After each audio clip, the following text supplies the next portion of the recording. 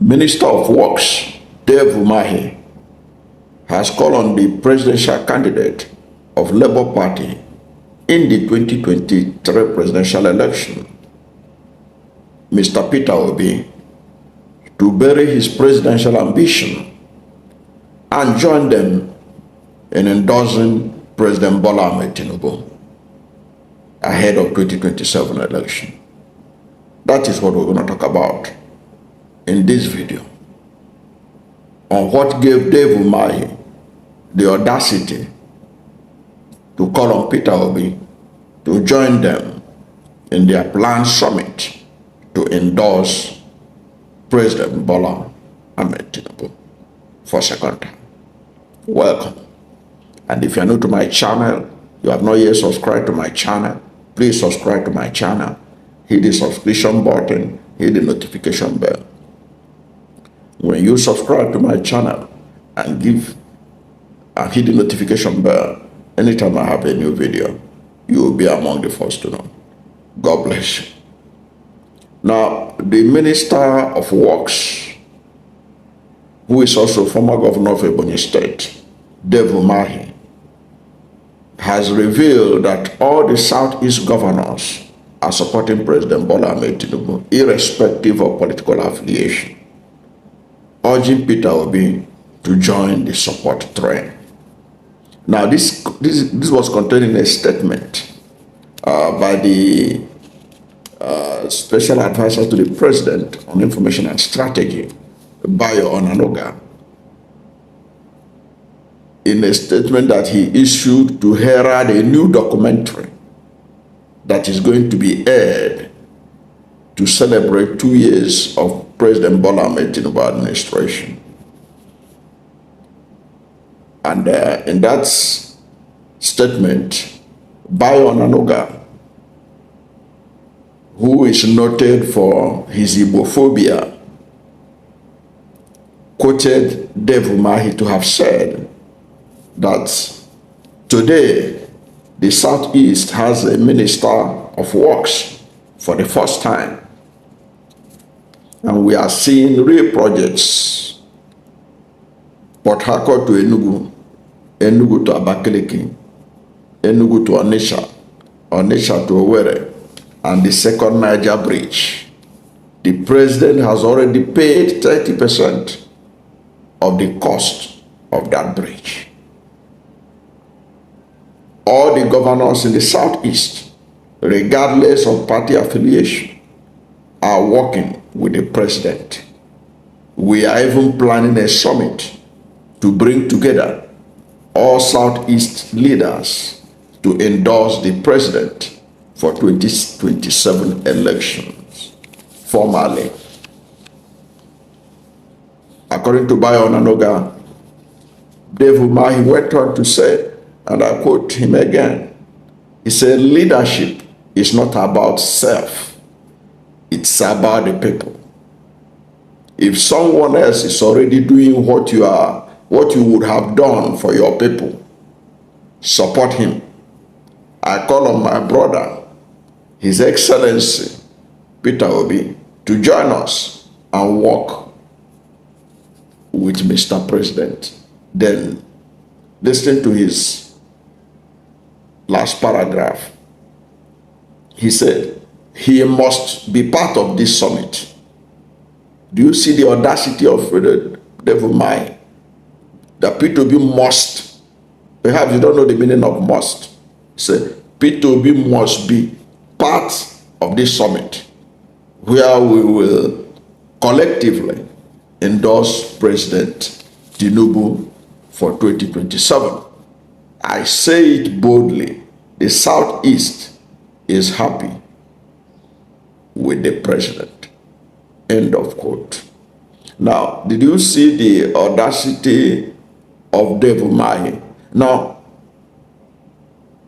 I know that for this documentary that is coming out, Bayo Onanoga has also released a statement on what the Senate president said about their administration and Tinubu.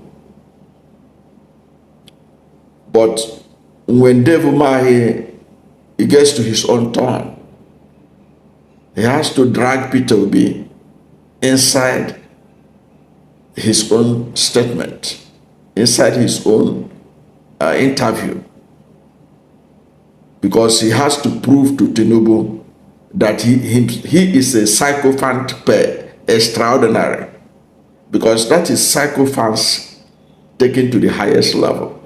Because you know that Peter Obi is the biggest opposition leader in Nigeria today. To even assume that Peter Obi will endorse the incompetent government of President Bola Ahmed Tinubu, a government that has been ranked as one of the most corrupt in Nigeria by Transparency International and even by other individual organizations concerning about corruption. A government that has destroyed the economy of Nigeria and make the Naira the worst performing currency in the world. A government that has impoverished more Nigerians than ever before. According to the Financial Times and the New York Times, Nigeria is passing through an economic meltdown that is only experienced once in a generation. And Peter Obi, he knows that Peter Obi is aware of all these ills of this government. And Peter Obi is working spiritedly to see that this cartel is dismantled. The criminal enterprise, the way Peter Obi puts it, is dismantled. And a new Nigeria is created. But to show his own sycophancy is higher than Akpabio's sycophancy, because if you listen to Akpabio also, you see that all of these people are competing for who will praise Tinubu more than the other. So that's the person who say he must be part of it. How can Peter Obi be part of something that is not working? A government that dismantled duly elected governor of a state and suspend him illegally according to the Nigerian Bar Association and all the real legal minds in Nigeria. How do you expect Peter Obi to endorse such a government? A government that met Naira at 400 Naira to the dollar and today is 1,600 Naira to the dollar. A government that met Buhari, over 63,000 people were killed under Buhari in 8 years. Under Bola Ahmed Tinubu, he has tripled that number by data from the same government. Yes, National Bureau of Statistics data. He expects Peter Obi to endorse such a government. And for him to even say that he must join us. So if he doesn't join them, they are not going to endorse Tinubu or what? He must be part of it. And then he was accusing Peter Obi of that this is not selfishness. He said leadership is not about self. It's about the people. That he's educating Peter Obi on what leadership is. Peter Obi can give him a lecture. Peter Obi has done serious training on leadership at home and abroad. Peter Obi can give him some lecture on leadership. And he was talking about leadership is not about self. Peter Obi has sacrificed a lot, personal fortune for Nigeria. What has Dave Umahi sacrificed? Except that when he heard that Buhari when they were flying that fake news that Buhari, President Muhammadu Buhari, is likely to hand over to Southeast. Buhari is likely to hand over to Southeast. And Dave Umahi hurriedly defected to APC, hoping to tap into that agenda. Until until Buhari showed his true color. Is that not an indication of somebody who is putting self? Whose interest was he fighting for when he jumped ship from PDP to APC? A defection that brought him at loggerhead with Yesowike, who both of them are now minister. They are now chummy. But remember how they were attacking each other, because Yesowike was angry with him for taking PDP mandate to APC. But why did Umahi move? Umahi moved for his own selfish political interest. Perhaps he's looking himself in the mirror, thinking that Peter Obi is like him. Peter Obi is not like Umahi. Peter Obi is one Southeast leader that has shown example that somebody from Southeast can seek the leadership of Nigeria without having to bend backward on bended knee. Today they are begging him to be part of whatever arrangement they are doing ahead of 2027. That was because he had the courage of his own conviction, against all odds, to put himself forward and say, I want to be president of Nigeria. And Nigerians overwhelmingly voted for him before the INEC magic that changed everything. And today Nigeria is paying the price for it. Now Umahi is saying that Peter Obi should join him. To join him and do what? Because the Tinubu has given 30%. How many percentage did he give for Coastal Road? The so-called coastal highway from Lagos to Calabar, which Alhaji Atiku Abubakar, former vice president and the presidential candidate of PDP in the 2023 election, has described as epitome of corruption because of the bidding process that was not transparent. How much did Tinubu release for that one? Telling people that Tinubu has done wonders for Southeast, was mentioning roads, some roads. Which road? What road will Tinubu build that will bring back hundreds of youths that have been killed in the Southeast? What road will bring those people back, if even he had built any road? Which is not true. All these things are just in the pipeline. But he has to make himself, Dave Umahi has to make himself to be somebody who is working and doing well. And he has to show Tinubu that he will carry his people along. Just like the deputy speaker is believing that because he's the deputy speaker, APC governor must be thrown in 2027. Look at the level of insecurity in the Southeast. How many people can go to farm in Southeast without being killed, without being kidnapped? What is the Tinubu administration doing about the fate of Mazen Nnamdi Kanu, whom the United Nations Human Rights Council has since 2022 declared that his rendition from Kenya to Nigeria was a violation of international law, that he should be released? Has Tinubu released him?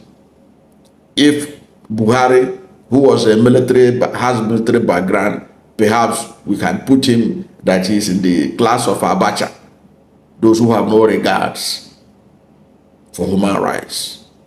What about Bola Ahmed Tinubu, who claimed to be a human rights crusader who fought for democracy? Didn't his government release Igbo with all the strings removed? The government of Bola Ahmed Tinubu, one of the first activities he performed on getting to power was to release Igbo who publicly demanded Yoruba nation. When DSS invaded his house, they found AK-47 and what have you, and people were killed. Igbo was set free. The other day when Nnamdi Kanu appeared in court, what did the DSS say? One of the witnesses said, confirmed that when they invaded Nnamdi Kanu's community and home, they didn't get any weapon. When he was arrested in 2015 or thereabout, the first arrest they made about him, they didn't find no arms was found with him. In his home, no arms was found. But Igbo, who arms were found in his house in Oyo State by DSS, and people were killed in the exchange of bullets between the security people and the Igbo's men. Tinubu set him free. Immediately he was set free. The next time we saw Igbo, he was brandishing a letter at the office of the British Prime Minister demanding for Yoruba nation. Dave Umahi didn't see anything wrong with that. He didn't talk about things like that. That kind of nepotism that has been the characteristics, one of the major characteristics of Tinubu government. He didn't talk about it. As far as he is concerned, he is happy. And he was celebrating the first Southeast person to be Minister of Works. That will now be added to his resume. It's actually insulting to what Peter Obi stands for, to say that he must join them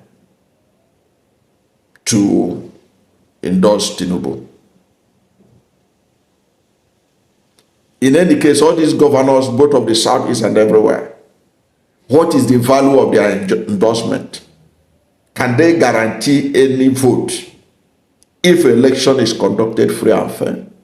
How many of them can be able to raise 1,000 votes for Bola Ahmed Tinubu, whether in the Southeast, in the Northeast, or in the Northwest? If people are to speak and the INEC will allow them to register their true feeling, how many of them can persuade anybody to endorse this government that has brought so much hardship to this nation? I don't know what you think about Dave Umahi's call on Peter Obi that he must join them to endorse Tinubu ahead of 2027, that he must join the Southeast governors and stakeholders, saying that Peter Obi should put the people above self. What has the people of Southeast benefited from Tinubu's government? Given the state of the Naira, given the rate of insecurity in the region, given the rate of hardship in the region and other parts of Nigeria, what do you think? Let's hear from you at the comment section. Thank you for watching this video. And if you are new to my channel, you have not yet subscribed to my channel, please subscribe to my channel. Hit the subscription button, hit the notification bell. When you subscribe to my channel and hit the notification bell, anytime I have a new video, you will be among the first to know. God bless you. And please don't forget to like this video, because when you like it, God will rank it high and recommend it for more people. Thank you, and God bless you and yours.